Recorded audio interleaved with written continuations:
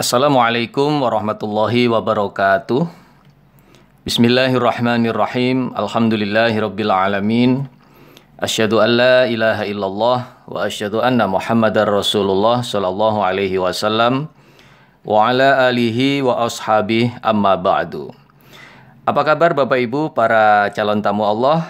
Semoga senantiasa dilindungi oleh Allah Subhanahu wa taala, tetap sehat walafiat, tetap kuat, panjang umur, dan mudah-mudahan hingga tuntas nanti pelaksanaan ibadah haji, Allah senantiasa melimpahkan sehat, kuat, panjang umur, semangat, dan mudah-mudahan mendapatkan haji yang mabrur. Pada kesempatan ini, saya ingin melanjutkan materi tentang tata cara ibadah haji. Pada materi yang lalu, tentang tata cara ibadah haji sudah saya sampaikan beberapa macam cara di dalam melaksanakan ibadah haji. Ada yang namanya haji qiron, ada haji tamattu, dan ada juga haji ifrad. Dan kita sepakat hampir 99% jamaah dari Indonesia semuanya melaksanakan haji tamattu. Karena itulah yang paling ringan untuk dikerjakan. Saya review sedikit tentang pelaksanaan haji tamattu itu seperti apa sih? Ya. Jadi haji tamattu itu urut-urutannya adalah kita berangkat dari Indonesia menuju ke Tanah Suci. Kemudian kita melaksanakan ibadah umroh terlebih dahulu. Adapun tata cara pelaksanaan ibadah umroh sudah ada pada materi sebelumnya. Anggap saja Bapak Ibu sudah paham, sudah memaklumi dari mulai rukun-rukun yang pertama dalam ibadah umroh sampai dengan rukun yang terakhir, dari mulai berpakaian ihram sampai dengan tahallul. Nah, setelah melaksanakan ibadah umroh, kita tahallul sambil menunggu saat haji tiba. Jadi sambil menunggu waktu haji tiba, di mana sudah saya jelaskan pada materi yang awal, waktu haji itu dimulai pada tanggal 8 Zulhijjah. Nah, jadi sedangkan kita mungkin tiba di kota Mekah masih beberapa hari sebelum pelaksanaan ibadah haji. Maka selama beberapa hari menunggu pelaksanaan ibadah haji tersebut, Bapak Ibu sudah tidak memakai pakaian ihram. Artinya apa? Sudah tahallul dari umrohnya. Nah, maka inilah yang disebut dengan haji tamattu, yang artinya tamattu itu apa? Sambil menunggu waktu haji tiba, kita sudah terbebas dari larangan-larangan ihram. Baik Bapak Ibu para calon tamu Allah, singkat cerita, setelah beberapa hari kita menunggu saat haji tiba, sampailah kita pada tanggal 8 Zulhijjah. Maka pada tanggal 8 Zulhijjah kita kembali berpakaian ihram. Bapak-bapak, ibu-ibu, sekali lagi saya sampaikan tanggal 8 Zulhijjah kita kembali berpakaian ihram. Masih ingat urut-urutannya? Mandi terlebih dahulu, mandi ihram, kemudian berpakaian ihram. Ya, berpakaian ihram. Setelah itu kita laksanakan sholat 2 rakaat. Kemudian kita naik bis atau naik kendaraan menuju ke Mina. Nah, setelah kita di atas bis atau di atas kendaraan, kita memulai mengucapkan atau melafadzkan niat haji kita. Ingat ya, niat haji. Kalau beberapa waktu yang lalu di video yang awal, niat umroh. Nah, sekarang sudah berpakaian ihram pada tanggal 8 Zulhijjah. Bapak Ibu, kita sudah di atas kendaraan, maka saatnya kita melafadzkan atau mengucapkan niat haji, yaitu labbaik Allahumma hajjan. Sekali lagi, labbaik Allahumma hajjan. Yang artinya, ya Allah, kami penuhi panggilanmu untuk berhaji. Setelah itu dilanjutkan dengan membaca talbiyah. Bis mulai berjalan menuju ke Mina, dilanjutkan dengan membaca talbiyah. Insya Allah sudah maklum dan sudah diketahui bagaimana tata cara membaca talbiyah. Jika Bapak Ibu ingin lebih jelas lagi bagaimana tata cara membaca talbiyah, silahkan dibuka materi filosofi haji tentang kalimat talbiyah.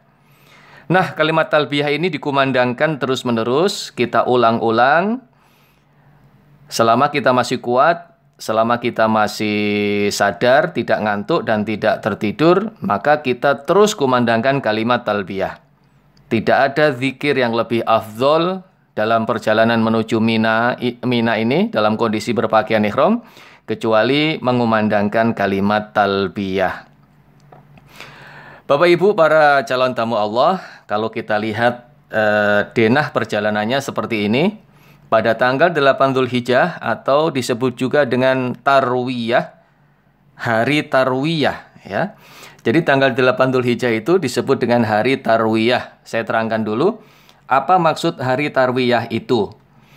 Tarwiyah itu artinya persiapan. Pada masa Rasulullah SAW, sebelum beliau menuju ke Arafah tanggal 9 Dzulhijjah, beliau singgah dulu di Mina pada tanggal 8 Dzulhijjah. Dan pada saat itu, para kaum muslimin menyiapkan perbekalan, menyiapkan minuman, menyiapkan beberapa makanan untuk dibawa ke Arafah dalam pelaksanaan wukuf. Jadi pada tanggal 8 itu memang betul-betul sengaja untuk mempersiapkan diri melaksanakan ibadah wukuf nanti tanggal 9. Nah, sehingga tarwiyah ini menjadi sunnah bagi kita. Adapun misalnya para jamaah haji tidak melaksanakan yaumut tarwiyah, misalnya langsung tanggal 9 menuju Arafah, boleh juga ya. Boleh juga, nggak apa-apa. Nah, namun alangkah baiknya selama kita mampu, kesempatannya ada dan memungkinkan untuk mengikuti sunnah di dalam ibadah haji ini, maka kita lakukan. Nah, itulah makanya di Armin Harika insya Allah pada tanggal 8 Dzulhijjah kita akan mengikuti sunnah Rasulullah, yaitu melaksanakan yaumut tarwiyah. Nah, kita lihat di dalam denah ini perjalanan kita dari Mekah dalam kondisi sudah berpakaian ihram, kemudian sudah melafadzkan niat haji, lalu melanjutkan perjalanan menuju ke Mina. Harap diingat Bapak Ibu para calon tamu Allah bahwa ketika kita sudah mengucapkan niat labbaik Allahumma hajjan, maka disitulah kembali berlaku larangan-larangan ihram. Sekali lagi, setelah kita mengucapkan labbaik Allahumma hajjan, sudah melafadzkan niat haji kita, maka kembali berlaku larangan-larangan ihram. Jika Bapak Ibu ingin lebih mendalami apa itu larangan-larangan ihram, bisa membuka materi saya di filosofi haji atau di bagian bab larangan-larangan selama berihram di video yang lain. Nah, kita kembali ke denah ini Bapak Ibu. Jadi dari Mekah kita semuanya akan menuju ke Mina. Kemudian bagaimana gambaran suasana Mina seperti ini yang ada di gambar, di foto. Nah, inilah suasana Mina pada tanggal 8 Dzulhijjah. Bapak Ibu bisa saksikan para jamaah sudah banyak yang memadati daerah Mina untuk mengikuti yaumut tarwiyah atau melaksanakan sunnah yaumut tarwiyah. Apa tandanya? Mereka semuanya yang tampak di gambar ini semua dalam keadaan berpakaian ihram. Nah, berarti ini tanggal 8 Dzulhijjah. Kita akan tinggal di tenda-tenda seperti ini Bapak Ibu. Nah, ini suasana di dalam tendanya. Jadi bapak-bapak bersama dengan bapak-bapak, ibu-ibu tendanya juga dengan ibu-ibu. Nah, kemudian tentu saja karena kita tinggal di dalam tenda, maka kita harus mempunyai solidaritas yang tinggi, tenggang rasa yang tinggi, empati yang tinggi. Karena kita di sini akan bercampur dengan jamaah yang lain dalam satu barak yang besar. Di sini kita akan mendapatkan satu kasur dan satu bantal. Nah, Bapak Ibu, untuk kenyamanan kita selama di Mina, barangkali Bapak Ibu boleh membawa spray dari rumah. Spray yang biasa buat tidur di rumah atau selimut yang biasa buat tidur di rumah boleh dibawa. Nanti pada saat di Mina ini kita gelar untuk membungkus kasur-kasur busa yang sudah disiapkan. Nah, biasanya kalau tidur di spray yang biasa Bapak Ibu gunakan tidur di rumah itu akan bisa lebih nyenyak ya. Karena ya mungkin sudah nyaman dengan spray yang terbiasa ditiduri di rumah ya. Nah, kemudian Bapak Ibu kita saksikan juga di sini di dalam tenda Mina semuanya berpakaian ihram. Ya, semuanya dalam keadaan berpakaian ihram. Dan di dalam tenda ini juga menggunakan AC. Tapi pada saat musim panas, walaupun AC-nya banyak dan besar, kadang-kadang masih kalah dengan suasana panasnya di tenda Mina ini. Nah, untuk itu kami ingatkan lagi bahwa larangan-larangan ihram tetap harus dijaga selama di tenda Mina. Karena kita sudah niat dan sudah kondisi berpakaian ihram. Kemudian Bapak Ibu para calon tamu Allah, nah kita saksikan ini adalah antrian untuk mengambil makan ya. Jadi selama di Mina kita mendapatkan makan 3 kali sehari, pagi, siang, dan sore atau malam. Sudah disiapkan oleh catering atau petugas yang mengurus maktab di tenda ini. Namun demikian, ya kembali kita harus menyiapkan mental kita bahwa kondisi di tenda tentu akan sangat jauh berbeda dengan kondisi di hotel. Ya. Karena semuanya serba darurat, semuanya serba terbatas. Maksudnya terbatas bukan menunya ya. Kalau menunya berlimpah. Menunya berlimpah.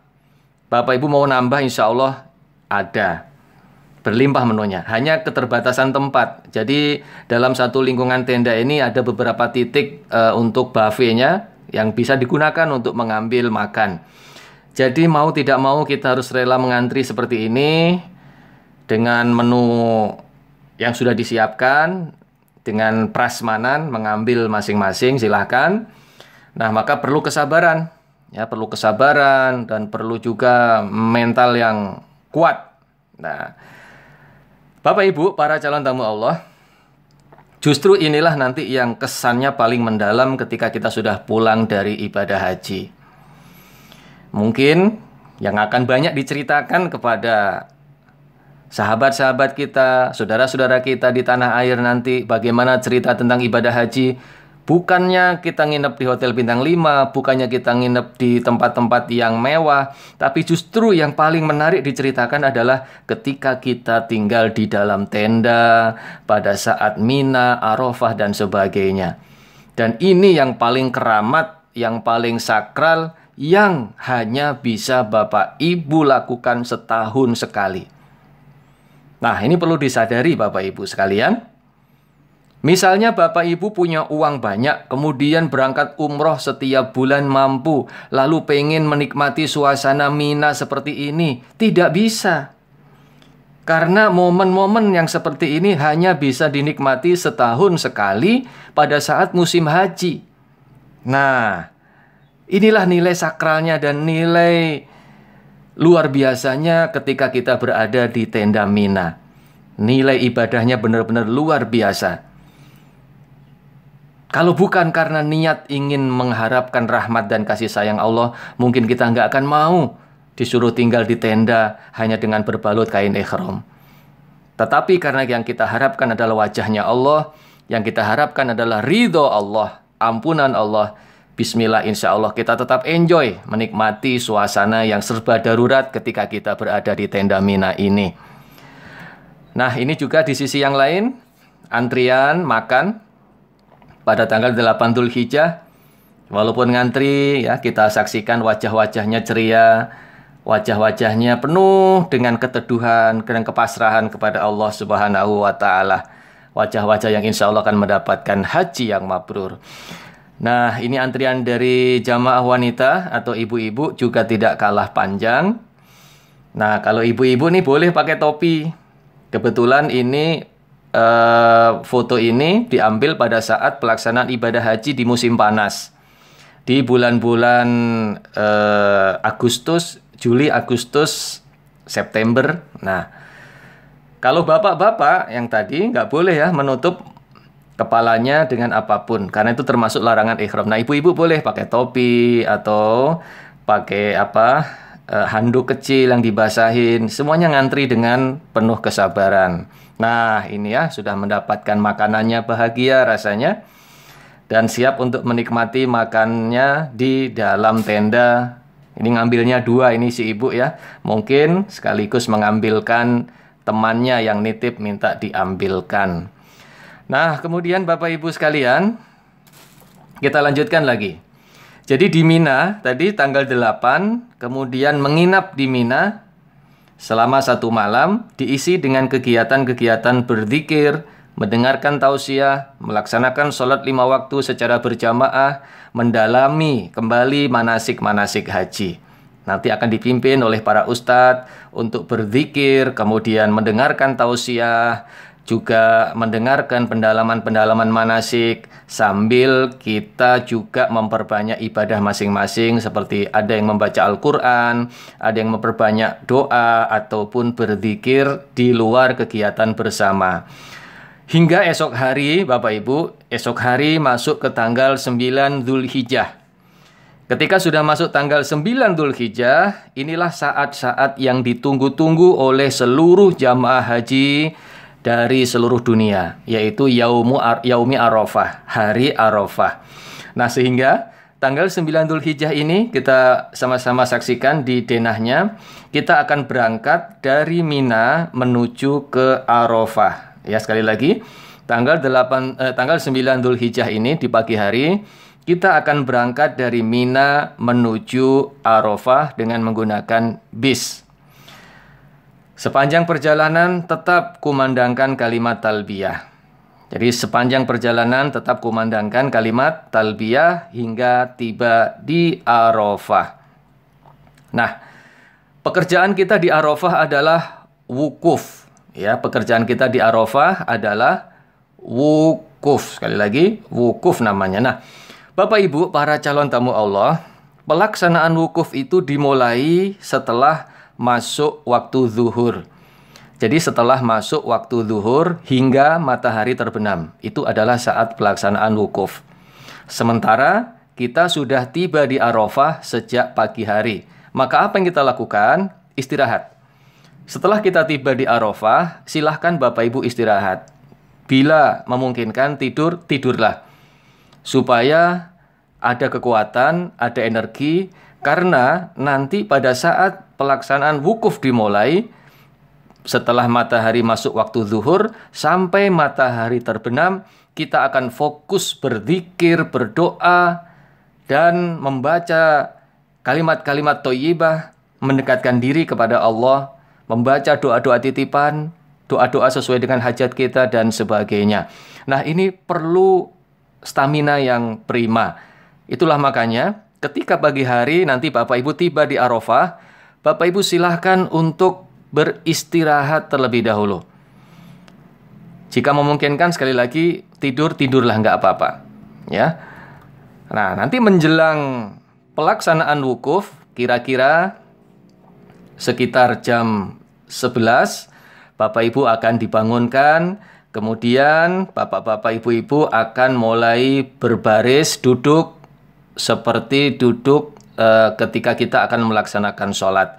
Jadi duduk baris membentuk shaf.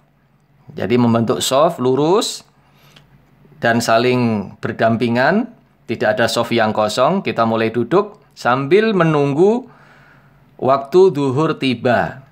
Nah, di situ kita mulai membaca zikir-zikir. Nanti ada agenda atau kegiatan wukuf yang secara terpimpin. Nanti dipimpin oleh para ustadz. Dipimpin oleh para ustadz untuk berzikir atau doa bersama sambil menunggu waktu zuhur tiba. Nah, kemudian Bapak Ibu para tamu Allah, pada saat waktu zuhur sudah tiba, lalu kita melaksanakan sholat zuhur. Nah, kemudian juga ada khutbah Arafah yang menggunakan bahasa Arab dan juga khutbah Arafah yang berbahasa Indonesia. Dalam khutbah ini mari kita perhatikan, kita simak betul-betul isi khutbahnya. Nah, setelah itu kita akan melakukan kegiatan pribadi. Jadi intinya, sekali lagi, pada saat nanti kita wukuf di Arafah, kita akan mulai acaranya menjelang zuhur. Kita sudah bersiap-siap. Kemudian begitu masuk waktu zuhur, kita sudah mulai melaksanakan kegiatan wukuf yang terpimpin bersama-sama. Setelah beberapa saat kegiatan terpimpin ini selesai, Bapak Ibu sekalian, kita diberi kesempatan untuk melaksanakan kegiatan wukuf masing-masing atau secara pribadi. Nah, disinilah Bapak-bapak, Ibu-ibu, kita sudah tidak berkumpul lagi. Kita sudah bebas. Bapak Ibu silahkan mengambil area atau tempat yang nyaman di kawasan tenda kita. Silahkan, mau berdua suami istri boleh, atau sekeluarga, bertiga, berempat boleh, silahkan duduk di tempat yang nyaman, atau sendiri juga boleh, di dalam tenda boleh, di luar tenda juga boleh. Untuk apa? Berdoa masing-masing. Sekali lagi, kalau tadi kan dipimpin, tadi doa yang terpimpin, tadi ibadah yang bersama-sama, maka sekarang saatnya Bapak Ibu melaksanakan ibadah masing-masing. Maka di sini silakan perbanyak doa, perbanyak doa-doa, perbanyak bertobat kepada Allah, dan juga bacakan doa-doa titipan dari sahabat kita, teman kita, saudara kita di bumi Arafah. Karena disinilah jutaan malaikat Allah diturunkan di bumi Arafah untuk mengaminkan doanya para jamaah haji yang sedang wukuf. Bapak Ibu sekalian, para calon tamu Allah, pada saat kita melaksanakan ibadah pribadi yang seperti ini, maka bapak-bapak, ibu-ibu diperbolehkan sambil makan atau sambil minum, ya. Yang penting ini jangan digunakan untuk tidur. Sekali lagi, jangan digunakan untuk tidur. Sayang sekali. Dan biasanya memang di sini ujiannya itu ngantuk. Cobaannya itu ngantuk. Rasanya ngantuk, pengen tidur. Maka dilawan, silahkan dilawan. Apakah dengan siap-siap air minum atau buah-buahan. Karena di tenda Mina ini juga disiapkan buah-buahan yang berlimpah. Biasanya yang paling banyak jeruk, ya, atau ngambil ada jus kemasan yang disimpan di lemari es di setiap sudut kawasan tenda ini. Yang penting silakan gimana caranya, bagaimana usaha Bapak Ibu supaya waktu-waktu yang sangat sakral dan sangat terbatas ini tidak digunakan untuk tidur, apalagi ngobrol dengan temannya. Gunakan untuk berdoa. Benar-benar gunakan untuk berdoa sebanyak-banyaknya. Nah, Bapak Ibu, para calon tamu Allah, tadi pada saat kita melaksanakan sholat zuhur, itu sekaligus dijamak dengan sholat asar. Dijamak takdim dengan sholat asar. Nah, sehingga pada saat kita berdoa ini bebas waktu kita, luang dan lapang waktu kita sampai mendekati waktu maghrib. Silakan. Ini adalah saat-saat yang paling ditunggu-tunggu oleh semua jamaah haji. Nah, mungkin juga yang perlu dijaga pengaruh handphone, ya. Jadi pada saat-saat seperti ini, saran saya, sudahlah. Handphone diletakkan dulu, fokus kepada Allah. Karena biasanya godaannya seperti itu, membuka HP, kemudian membuka-buka WA atau medsos dan lain-lain, akhirnya waktu terbuang sia-sia. Masya Allah, jangan sampai terjadi. Nah, untuk penggunaan HP, kalau saran saya, sebelum Bapak Ibu memulai pelaksanaan wukuf, tadi misalnya ya, pagi kan sudah tiba ya, pagi sudah tiba di Arafah, masih suasana santai, sebelum Bapak Ibu istirahat, silahkan hubungi keluarganya di rumah, silahkan video call, silahkan ngobrol dulu ya, kemudian minta izin nanti sekitar jam 12 waktu Arab Saudi hingga maghrib, mohon maaf HP mati dulu, HP off dulu, nggak bisa dihubungi dan lain-lain. Nah, maka sekarang mumpung bisa komunikasi, silakan ngobrol sepuasnya. Bila perlu telepon kepada kedua orang tua atau suami yang tidak ikut berangkat atau istri atau anak-anak, minta maaf semuanya kepada keluarga yang ada di tanah air. Dan juga bertanya kepada keluarga di tanah air, kira-kira nitip doa apa, pengen didoakan apa. Nah, silakan itu berkomunikasi sebelum pelaksanaan wukuf dimulai. Sehingga pada saat sudah mulai seperti ini, tidak ada lagi yang diganggu oleh HP-nya masing-masing. Nah, ini contoh berdoa di luar. Ya, berpasangan suami istri, silakan.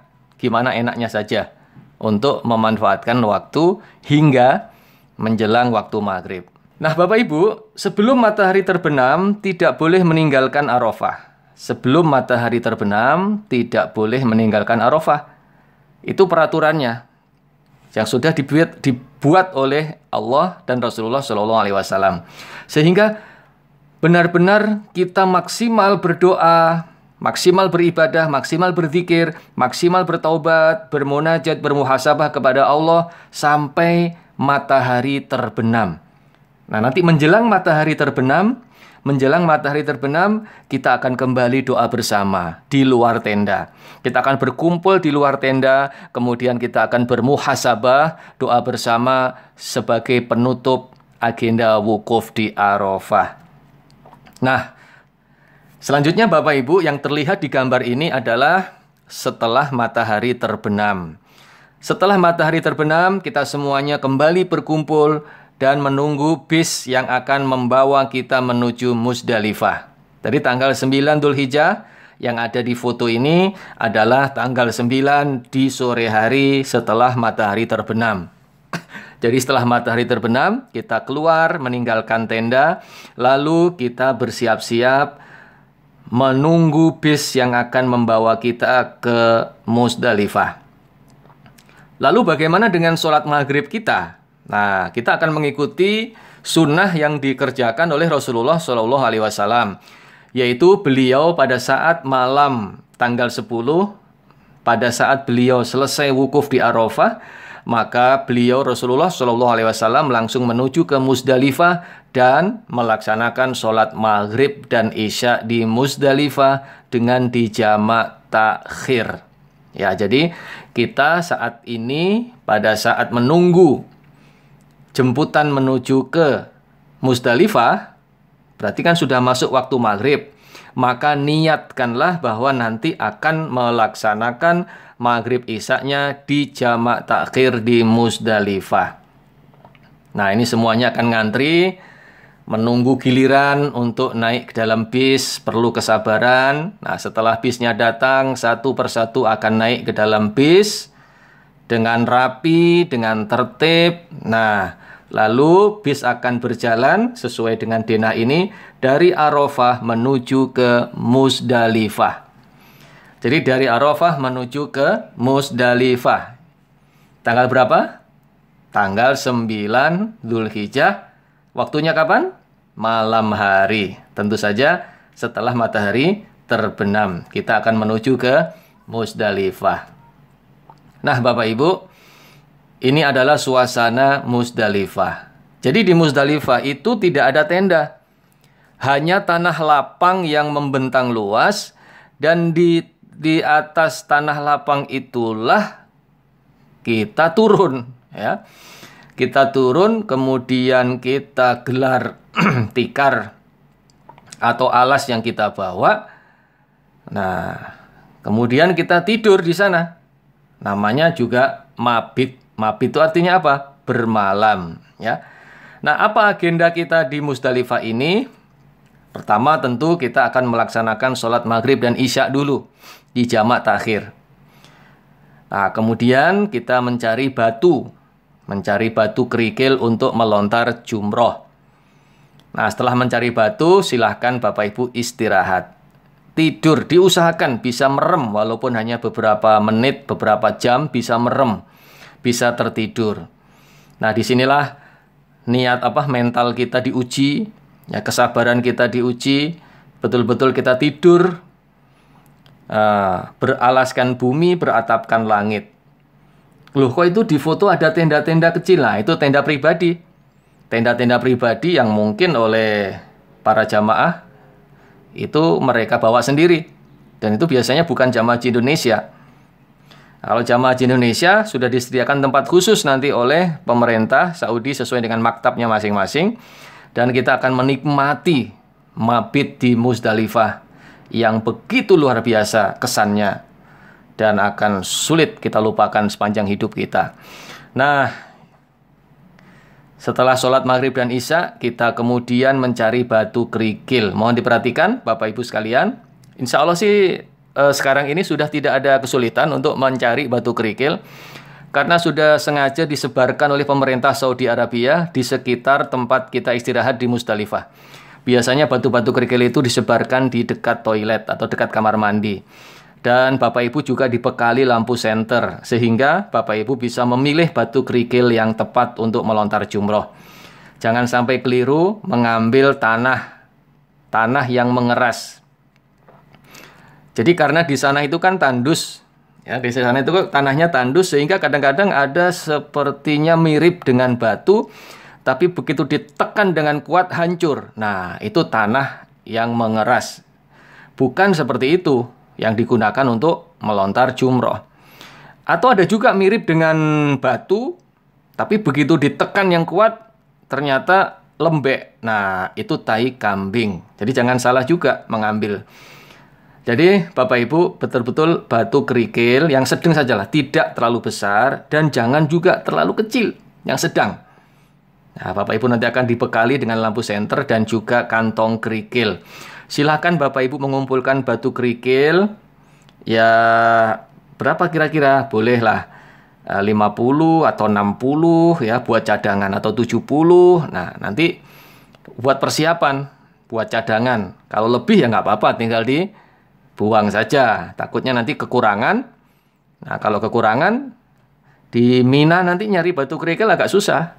Nah, itu ya. Jadi cari batu kerikil di sini silahkan sebelum istirahat tidur di Musdalifah. Sampai kapan di Musdalifah ini? Sampai menjelang subuh, ya. Paling lambat sebelum matahari terbit tanggal 10 pagi, sekali lagi tanggal 10 Dzulhijjah, sebelum matahari terbit kita semuanya sudah meninggalkan Musdalifah.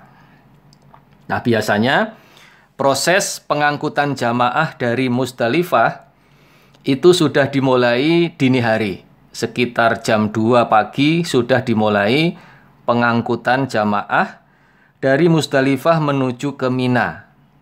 Jadi tanggal 10 Dzulhijjah dini hari, jadi di atas jam 12 malam, itu biasanya sudah dimulai pengangkutan jamaah dari Musdalifah menuju ke Mina. Kita lihat, kita saksikan denah berikut ini.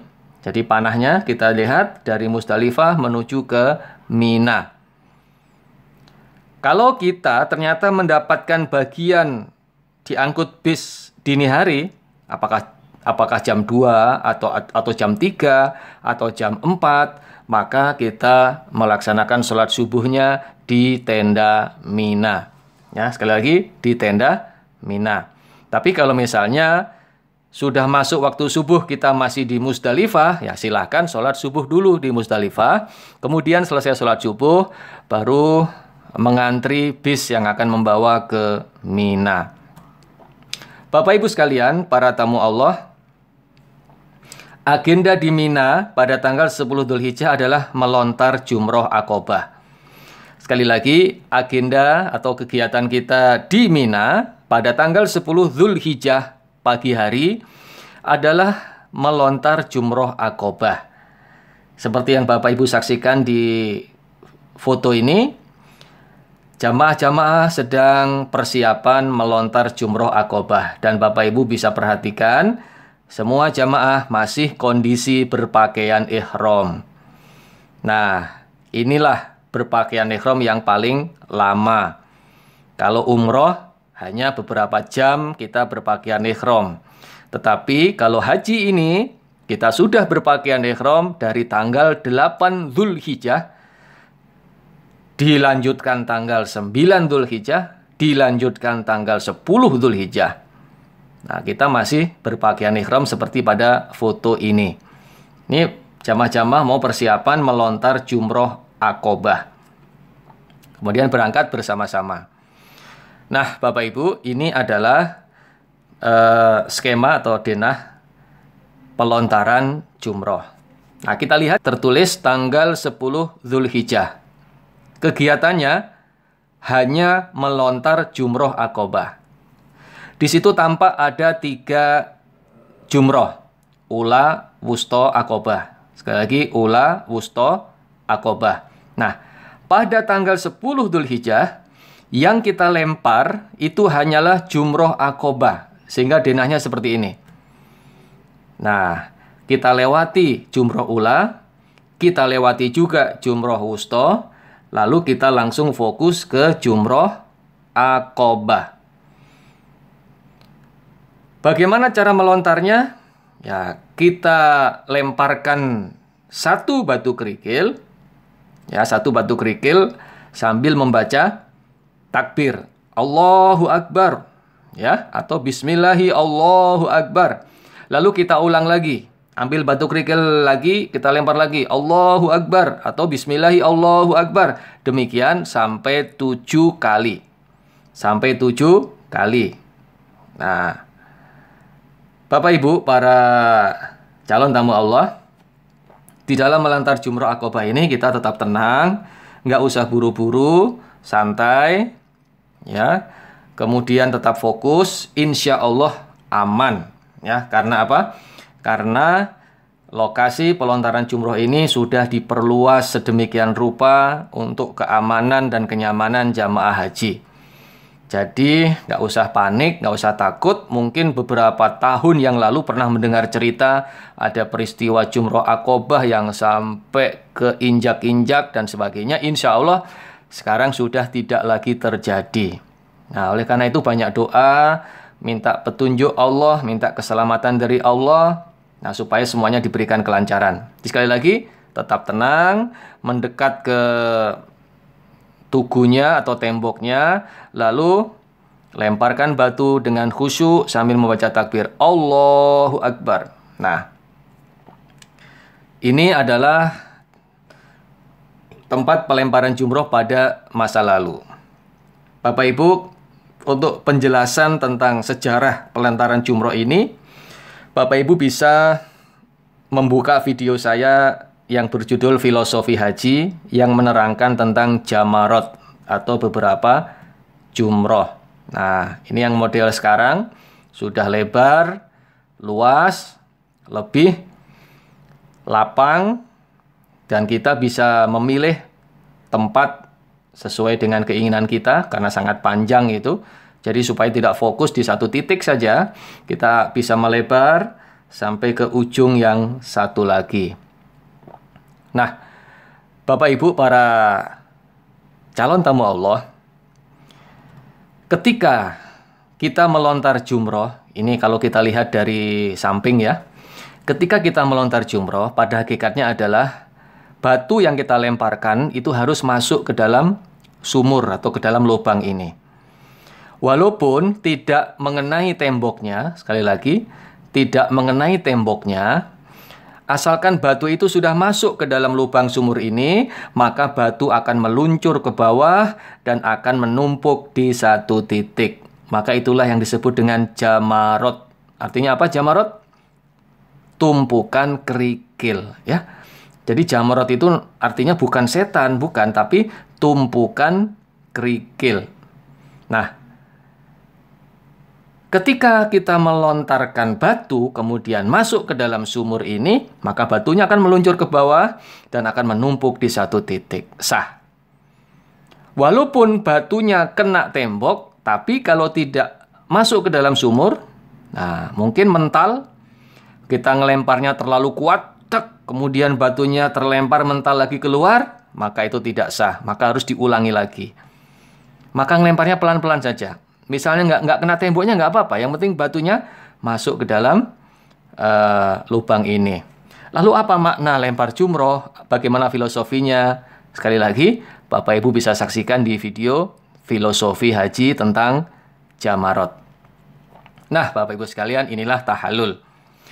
Jadi, setelah melontar jumroh Aqobah tadi, Bapak-bapak, ibu-ibu kembali ke tenda Mina. Lalu di tenda Mina, bapak-bapak, ibu-ibu melaksanakan tahallul. Melaksanakan tahallul pertanda selesainya ibadah haji. Ya, walaupun masih ada satu rukun yang akan kita lakukan, yaitu tawaf ifadah. Tetapi ketika kita sudah selesai melontar jumroh Aqobah, maka kita sudah diperbolehkan untuk tahallul. Nah, ketika kita sudah tahallul, maka larangan-larangan ihram semuanya sudah gugur. Kecuali satu, yaitu apa? Hubungan suami istri belum diperbolehkan. Karena kita belum melaksanakan tawaf wajibnya haji, atau disebut juga dengan tawaf ifadah. Nah, Bapak Ibu para calon tamu Allah, jadi ini suasana tahallul di tenda, ya, saling mencukur. Nah, nanti para jamaah biasanya ada yang membawa alat cukur listrik, ada juga yang membawa pisau cukur. Para mutawif kita juga banyak yang membawa pisau cukur. Kita bisa saling bahu-membahu di dalam tahallul ini. Diusahakan kalau bisa, ya, tahallul haji ini untuk jamaah laki-laki dibotakin atau digundul, itu akan lebih afdol. Nah, penjelasan tentang tahallul juga ada di materi filosofi haji tentang tahallul. Nah, Bapak Ibu sekalian, bahagia rasanya, lega rasanya ketika sudah tahallul dan melepas kain ihram setelah kita kenakan selama 3 hari. Setelah tahallul ini, silakan mandi, pakai sabun, pakai parfum untuk yang laki-laki, kemudian kembali pakai baju biasa, dan menikmati sisa hari-hari di Mina. Nah, Bapak Ibu, masih ada kegiatan yang kita lakukan setelah tahallul tadi, ya. Setelah kita melontar jumroh Aqobah tanggal 10 Dzulhijjah tadi, kita masih punya agenda melontar jumroh, yaitu ula, wusta, dan Aqobah. Nah, oleh karenanya kita masih bermalam lagi di Mina, atau disebut dengan mabit di Mina. Bapak Ibu bisa saksikan ini di gambar atau di foto. Jamaah-jamaah sudah tidak lagi berpakaian ihram, sudah berganti pakaian biasa, dan banyak kepala-kepala yang sudah pelontos, sudah tahallul, dengan perasaan bahagia, perasaan gembira, penuh rasa syukur. Waktu-waktu diisi dengan istirahat atau baca Quran atau berzikir sambil menunggu waktu sholat 5 waktu, sambil menunggu waktu makan, ya. Itu saja hingga esok hari. Hingga esok hari tanggal 11 Dzulhijjah. Nah, lalu apa yang kita lakukan tanggal 11 Dzulhijjah dan tanggal 12 Dzulhijjah? Itu sama agendanya. Jadi tanggal 11 Dzulhijjah dan tanggal 12 Dzulhijjah itu agendanya sama, kegiatannya sama, yaitu melontar jumroh ula, wusta, dan Aqobah. Melontar 3 jumroh. Oke ya, kita lihat. Kita akan berangkat nanti dari tenda Mina dengan pakaian biasa, sudah tidak berpakaian ihram lagi. Lalu kita berangkat, sesampai di jumroh, kita akan fokus dulu ke jumroh ula. Nah, di sini kita lempar dengan 7 lemparan. Kita lempar dengan 7 lemparan sambil baca takbir. Setelah kita melaksanakan 7 lemparan di ula, maka kita disunahkan untuk berdoa menghadap ke kiblat. kita balik kanan, lalu kita menghadap ke kiblat. Di sini waktu yang mustajab untuk berdoa. Silakan dimanfaatkan. Nah, biasanya kalau kita berdoa kumpul-kumpul berhenti di sini suka diusir oleh askar, oleh petugas diusir, suruh jalan biar nggak macet. Nah, andai kata kita sedang doa disuruh jalan, ya nggak apa-apa, jalan saja pelan-pelan sambil berdoa, sambil berjalan menuju Jumroh Wusta. Nah, setelah sampai di Jumroh Wusta, Bapak Ibu, kita lemparkan lagi 7 batu kerikil atau 7 lemparan sambil membaca takbir. Nah, setelah 7 lemparan kita selesaikan atau 7 batu sudah kita lemparkan, kita kembali disunahkan untuk berdoa menghadap kiblat. Kita disunahkan untuk kembali berdoa menghadap ke kiblat. Di sini doa yang mustajab. Nah, kita sedang asik berdoa, tiba-tiba disamperin, didatangin askar atau polisi suruh jalan, ya jalan saja, tidak apa-apa. Jalan pelan-pelan sambil berdoa menuju Jumroh Aqobah. Ya. Di sini kembali kita lemparkan 7 batu kerikil atau 7 lemparan. Setelah selesai, tidak ada doa di sini, ya, tidak ada doa di sini. Maka setelah selesai, kita kembali menuju tenda Mina. Kita kembali menuju tenda Mina untuk istirahat jika ini tanggal 11, ya, istirahat. Kemudian esok harinya tanggal 12 kita akan melakukan pekerjaan yang sama seperti tanggal 11. Melontar Jumroh Ula, Wusta, dan Aqobah.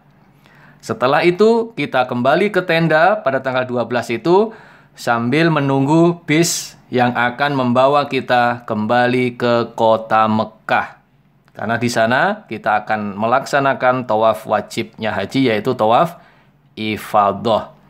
Nah, inilah Bapak Ibu, tanggal 12 Dzulhijjah, setelah kita selesai melontar Jumroh Ula, Wusta, Aqobah, dari Mina kita akan diangkut bis kembali ke Mekah.